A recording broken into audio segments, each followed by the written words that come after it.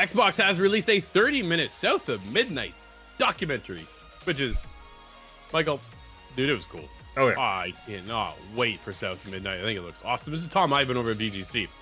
Developed by Contrast and We Happy Few Studio, Compulsion Games, South of Midnight is a third-person action-adventure game set in the American Deep South. Quote, as Hazel, you will explore the mythos and encounter creatures of Southern folklore in a macabre and fantastical world, end quote. Reads the official description of the game. Quote, when disaster strikes her hometown, Hazel is called to become a weaver, a magical mender of broken bonds and spirits. Imbued with these new abilities, Hazel will confront and subdue dangerous creatures, untangle the webs of her own family's shared past, and if she's lucky, find her way to a place that feels like home.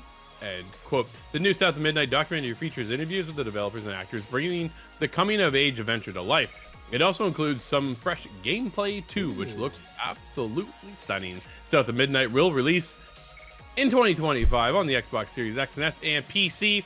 Michael, are you putting in PlayStation 5 in there too? I think you gotta assume it's coming in 6 months from the release date, right? It just feels like that's the Xbox way now, so I'm shocked we haven't heard about that yet.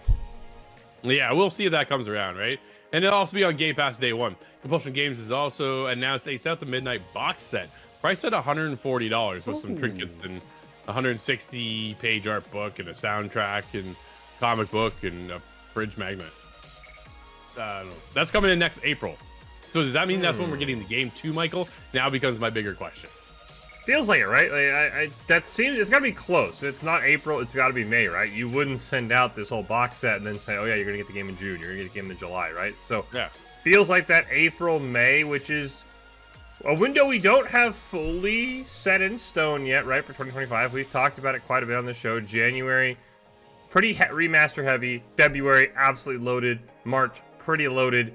April and May, we still, I think, have a lot of games that we know about that we haven't heard. So I think that's the other thing, right? If you're coming in 2025, you've got to have a good release date. Make sure your game is seen, especially as an Xbox game that we've talked about to death, is already having a ton of issues. Xbox in particular, not having a great 2024. They're going to want to step that up in 2025.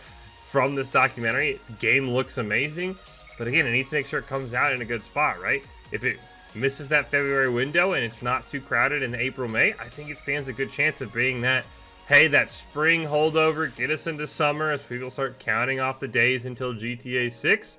But as soon as if you get delayed, if you get pushed back because of the S, for example, right? And all of a sudden you're in June, July, people don't have as much time to enjoy your game. They're already counting their calendars down to GTA 6. This game needs to nail its release, Drew, or it's going to be another Xbox title that just gets swallowed up in a bad sea of Xbox titles. Absolutely. I think April is a sweet spot for South of Midnight, right? I think it needs to be able to have its own little window of opportunity to shine and take the spotlight away from everybody else for a little bit and have Compulsion go, dude, Contrast, super cool game. PS4 title. We Happy Few, a very unique game. And then now we get into South of Midnight, this stop motion animation of the game, dude, looks stunning.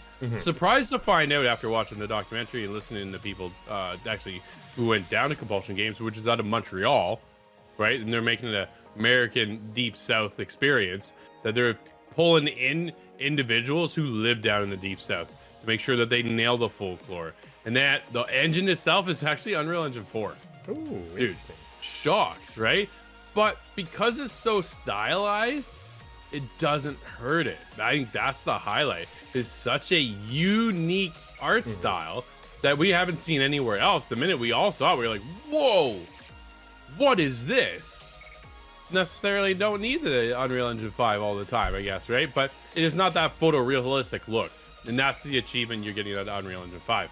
But the fact that they're pulling into people that are known for this folklore feel, Michael, I think we're going to be set on a right path. Do you agree? I want to say yes. I want to agree, Drew, but Xbox has not given me, as an Xbox fan, they have not made me believe in their recent releases. This 2024 is a great example. If you're an Xbox guy, you're like, wow, this is what we get. And then Indiana Jones, immediately PlayStation, right? I think that's the other thing I'm looking for. when is the PlayStation release date going to come out for this game, right? I just don't have faith that Xbox is going to nail it. I want this game to be good. As you said, it looks super cool. It looks super unique. Then you hear Xbox and you go,